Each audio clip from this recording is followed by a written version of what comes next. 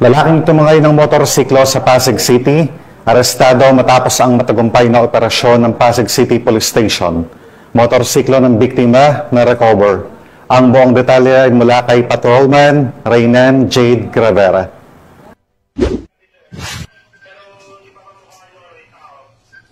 Ito lamang October 18, 2025, dakong alas 3 ng hapon, naaresto ang isang lalaki na sangkot sa kasong carnapping sa Pasig City. Ayon sa inisyal na investigasyon, namalayan ng biktima na nawawala ang kanyang motorsiklo na nakapark lamang sa harapan ng isang fast food sa may 5th Street, Barangay Santa Lucia, Pasig City.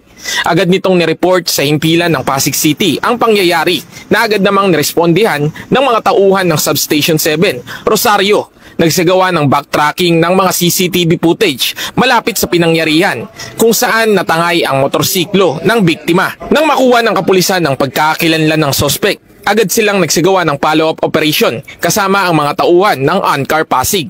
Agad silang nagtungo sa San Lorenzo Ruiz, Barangay San Juan, Taytay, Rizal, kung saan huling namataan ang sospek na kinilalang si alias Juanito. Naging matagumpay ang isinagawang operasyon na nagresulta sa pagkahuli ng sospek at na-recover din ang motorsiklo ng biktima. Salamat sa Police Pasig sa agarang paghuli sa mga ng ating motor, sa agarang paghuli sa kanya.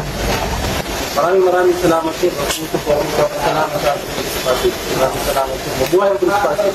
Ang sospek ay nahaharap ngayon sa kasong paglabag sa RA 10883 o ang Anti-Carnapping Act of 2016. At pansamantala itong nakakulong sa Pasig City Custodial Facility.